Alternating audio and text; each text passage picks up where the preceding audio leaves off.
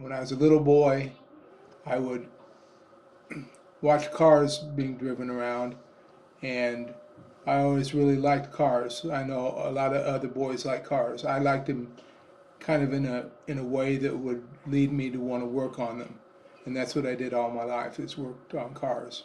And it was a really rewarding and enjoyable career.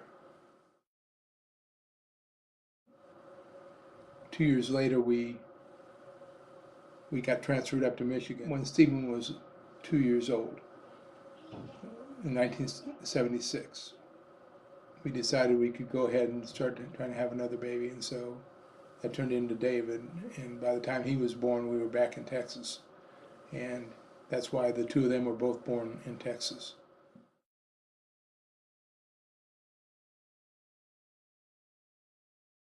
We were in Texas from like 1978 through 1986. So in that period of time, Stephen was growing up, and he'd gone all through the church youth program. And one of the things that the kids did as as young boys in the church, they had what they called, it wasn't Awanas or something like that. It was like, like Boy Scouts through the church type of thing. And so what they would do, they would schedule outings. One of them was a camping trip, and I just really hated camping because every time I did camping, it just turned into a disaster. And we went to that camping trip, and it just rained about 2 or 3 inches on us. And I remember the the breakdown of the camp was just take the tents the best you can and throw them in the back of the pickup truck. Nobody even took the time to even stow them correctly because it was raining so hard, and we just got really wet. And one of the other things that we did with Stephen was our yard had a back entry garage, which means that when you drove up to the house, you had to drive beside the house and then turn around and then drive into the garage from the back. That means the back had a whole lot of concrete in it. It's just very little bit of grass. And so on that concrete, I'd build a frame so that we could pitch a tent on the concrete. And so we had a tent in the backyard on this frame that I'd built. And he really liked going out there and and playing in the tent. When Mom and I moved back to Texas from Michigan the first time in the late 70s, we joined a church that she'd gone to previously that her parents were going to. And in that church was a man named Ben Meath. And he was a farmer from Midland, Texas. And it turned out that his land was involved in the largest oil field in the world, the Permian Basin out there in West Texas. And because his land was above that field, they found oil, and it made him very, very wealthy. And he started an organization, a missions organization called International Crusades. And because he was in the church, we met him, and I decided to go on 5 different international trips with that group. One of the things that was a big part of my life when I was growing up in my 20s, particularly, I really liked playing softball. I told you earlier, one of the things I did as a kid was play baseball. And so as a young adult, I was able to continue that by playing softball. And we were on a very competitive team, won the Texas State Championship one year. And later, after I quit playing, they won the actual national championship. They were that good. And I was good enough to at least play with them. So I was a pretty good softball player. And while we were in Texas, we were there 8 years at time, continuous. And we felt like we should have a third child, and so we we drove our car over to a parking lot in a small little golf course that I used to play, and then at that golf course we decided that it was okay to go ahead and start to try and have another baby, which turned into Brian. So he was planned around a golf course. Maybe that's why he likes to play golf the way he does. Brian was born in 1982 in Texas, and by the time we left, he was 4 years old.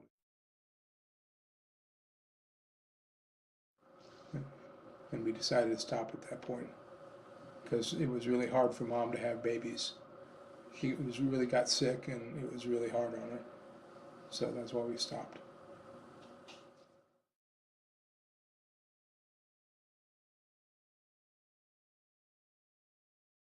I went to Argentina in 1982, and while I was there, Argentina and England had a war over some islands that were um, a couple hundred miles off the coast of Argentina, called the Falklands. And I was there during that Falklands War, and there were a lot of tensions between English type people and the Argentines. And the Argentines, we stayed in a hotel pretty close to what might be considered like a national plaza, an assembly area. If you can think about Washington, D.C., and how they have um, demonstrations or um, rallies on the National Mall in Washington, D.C., they did the same thing in this particular plaza, and we were very close to it. And during the time we were there, they had two separate rallies, one against the government and one for the government after the war sort of broke out. So a lot of Argentines were around, and we had to kind of be careful with ourselves so that we wouldn't be accused of being British, even though we were American, because we kind of looked British but didn't talk like it. So it wasn't a problem for us.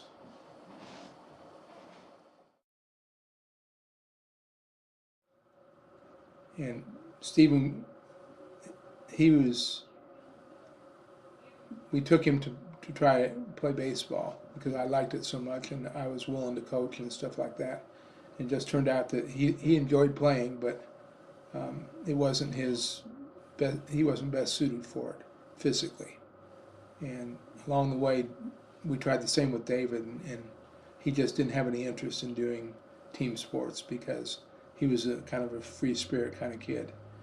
Because anytime he would be told, you got to play this position and do this thing, he would look at somebody and say, no, I don't want to do it. I want to do my own thing. And I want to tell you something about the things that we would do as a family uh, with Brian and David and Stephen when when we were raising them. When we were in Texas, they had theme parks there. One was Six Flags Over Texas, another one was a water park, and another one was a wildlife refuge that you could drive your car through. And we would take, we bought passes to all those places, and so every now and then we would take everybody to do those things.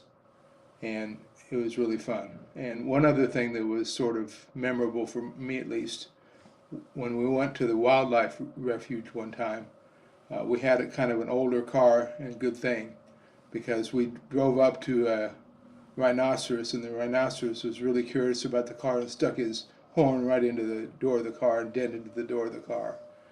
And we had to make sure that we had all the windows up, obviously. And those are some fun things we did. Plus, the water park was always fun.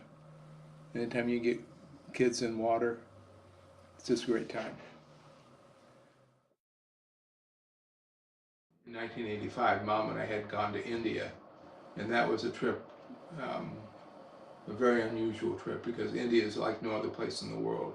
So many people and so much poverty, and so many needs.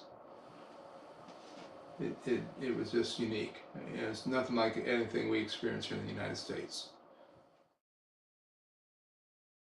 And then in 1986, we moved to Georgia. And Brian was 4 years old at that time. Oh, I want the bunny and the wolf. The Bunny and the Wolf. What about it? Tell it anyway. Okay, once upon a time there was a bunny and a wolf. And they both lived in the forest, right? So they got to be good friends because neighbors are supposed to be friends. No, they weren't friends?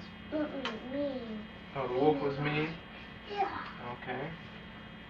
Well, alright, the wolf was the meanest wolf there ever was. And the bunny lived there in the forest. And it was just trying to mind its own business and be happy there and eat the lettuce and the carrots And the acorn. and the acorns and just the plants in the forest. But of course, there was this wolf that wouldn't let the bunny alone. So, the bunny had to dig a deep, deep hole because that hole would help him hide from the wolf because the wolf couldn't come down it. I thought he made a giant hole. No, it has to be a deep hole, but little, because so the wolf doesn't get down it. So every day the bunny would sneak its head up, looking outside to make sure the wolf wasn't around before he went out to try to get his food. Alright, so he'd sneak up and look around, and he'd go, get his food and hurry back in, and do that every day, back and forth. He never stayed out very long because you know what happened if he did. Big wolf. The wolf would come get him. And he made a lot of good friends there, and there's a lot of things we did in Georgia that were really fun to do because we were in a different place. We did a lot of traveling and saw a lot of different things. And we got to see really, really tall pine trees because in Texas you don't have those kind of things. So it was fun. We bought a house there in Georgia that backed up to a pine woods. And all the boys had a great time playing in the pine woods. And Brian especially, he was only 4, he would have a vivid imagination of what was in the pine woods, and he would always think that there were bears in the pine woods. So, you know, we kind of had fun with that. And we built forts, and we made rope swings and stuff like that with the trees, and just took advantage of the fact that we lived in that particular place. So that's how we enjoyed being in Georgia. Months ago, because we were exploring back there one day, and we saw a snake. This long! And so, as anyone would do, abandon this thing. So, no good anymore. Dad, it's not back there anymore. It abandoned the place. Probably. We probably scared it off. See, Steven was so ugly. It got scared and ran away.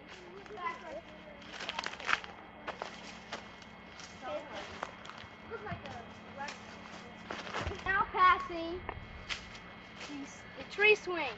It was designed by David Axe, but help made by Stephen Axe. Yeah. Except it's no swing now. Except it's not a swing now. We're gonna put it back soon. Hopefully.